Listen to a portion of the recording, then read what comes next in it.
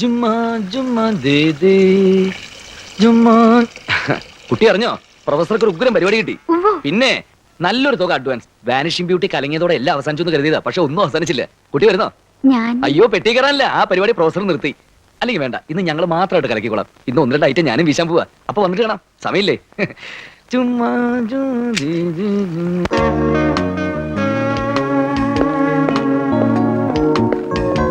എല്ലാം റെഡിയാണോ അല്ലേ? റെഡിയാണ്. ബാക്കി രൂപ ഇന്റർവെല്ലിന് തരുമല്ലേ? മൈക്ക് ടെസ്റ്റ് ചെയ്തോ? ഇല്ല. എന്നാ ടെസ്റ്റ് ചെയ്യേ. അയ്യോ, ഇവിടെ നിൽക്കാൻ പാടില്ല, എങ്ങോട്ടെങ്കിലും പോയിക്കോളൂ. Hello hello, mike testing. Hello mike testing. Hello hello.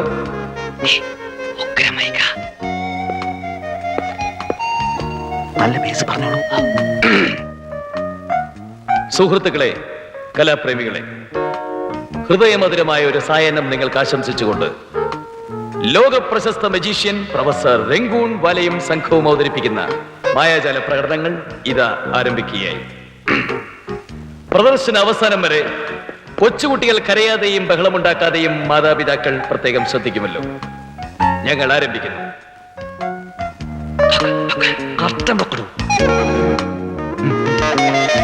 Professor Rangoon Wala the great, greater than the greatest.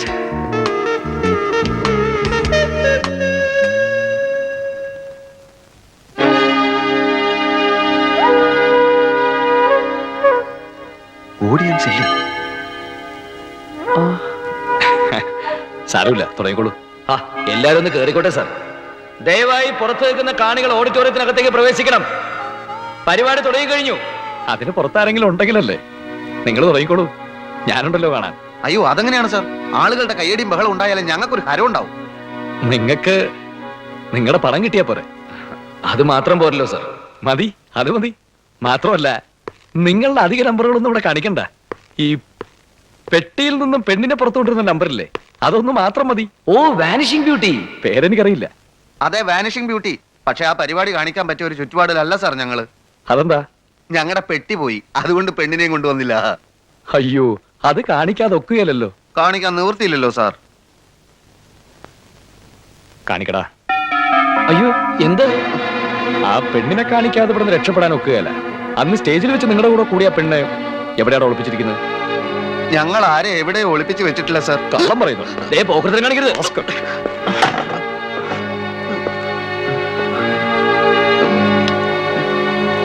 Ravi,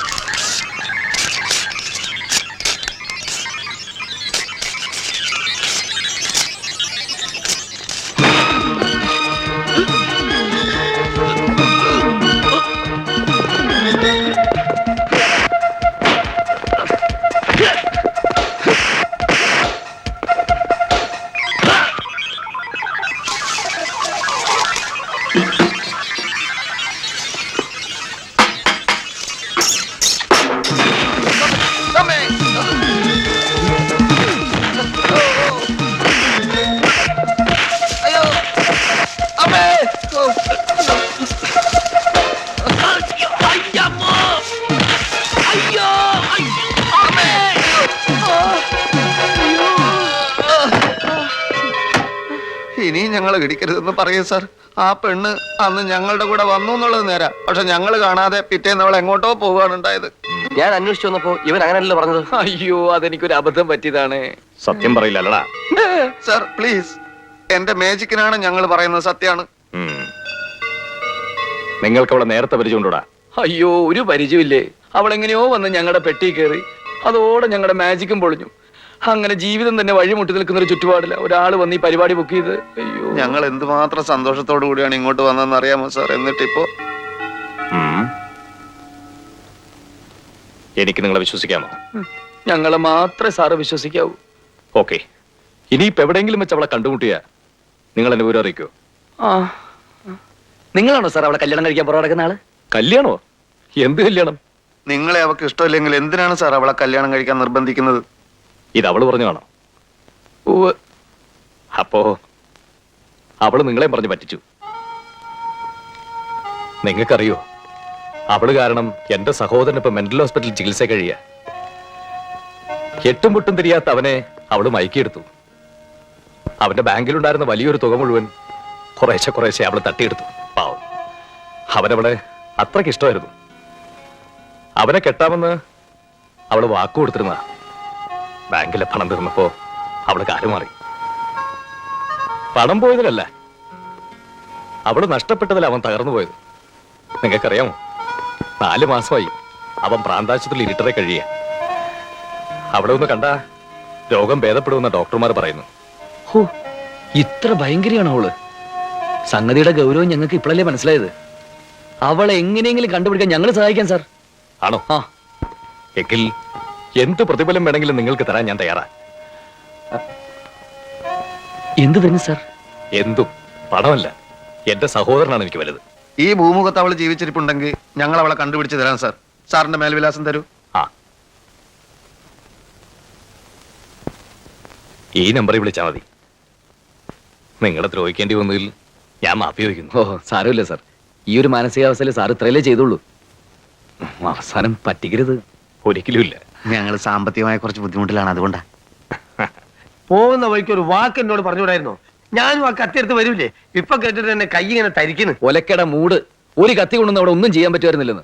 നാടകത്തിലെ പോലെ ഇടതു ഭാഗത്തുനിന്നും വലതു ഭാഗത്തുനിന്നും ഭീകര കഥാപാത്രങ്ങൾ ഇങ്ങനെ സ്റ്റേജിലേക്ക് വരിക. ഒരു മുന്നറിയിപ്പില്ല, അത് ഇടിയോടിട്ടി. പക്ഷേ ആ ഇടി ഞങ്ങളുടെ ഭാവി മാറ്റിമറിക്കാൻ പോവാന്ന് ഒടുവിലാ ഞങ്ങൾക്ക് മനസ്സിലായത്. അതെ, അത് മനസ്സിലായി കഴിയുമ്പോഴേക്ക് ഇടികൊണ്ട് നല്ലപോലെ ക്ഷീണിച്ചു.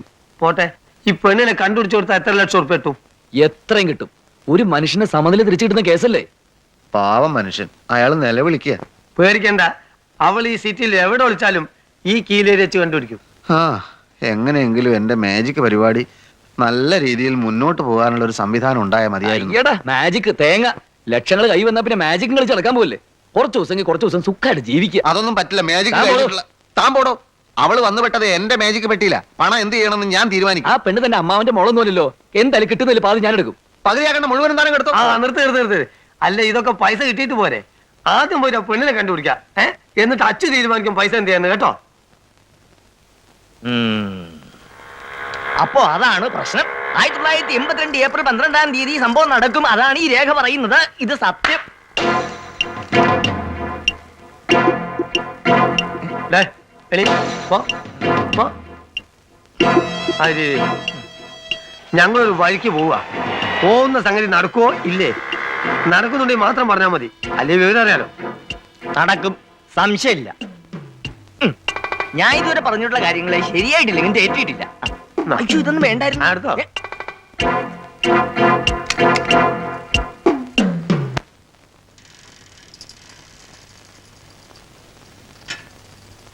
നിക്ക് ഇവിടെ ഒന്ന് നോക്കാം. ആ, എന്നാ പോവാ.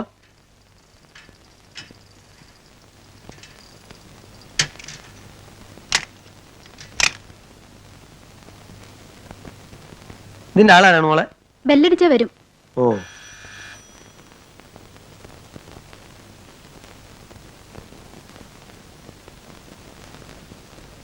ആ, ഇവിടെ വെളുത്ത് മെലിഞ്ഞിട്ട് ഏതാണ്ട് എന്നെക്കാളും കുറച്ച് പൊക്കണ്ടല്ലേ? അങ്ങനത്തെ ഒരു കുട്ടിയുണ്ടോ? എന്താ പേര്? പേരെന്താന്നൊന്നുമല്ല, ആളെ കണ്ടാലറിയാം. നമ്മളൊന്ന് കയറി ചെക്ക് ചെയ്യട്ടെ. ഇവിടെ അങ്ങനെ ആരുമില്ല. അങ്ങനെ ആൾ ഒളിപ്പിക്കാൻ നോക്കണ്ട. ഇവിടെ കേറാൻ പറ്റില്ല. ഇത് ലേഡീസ് ഹോസ്റ്റലാണ്. ഏ, അച്ചൂട്ടാ, ഉം. ആ, വാ.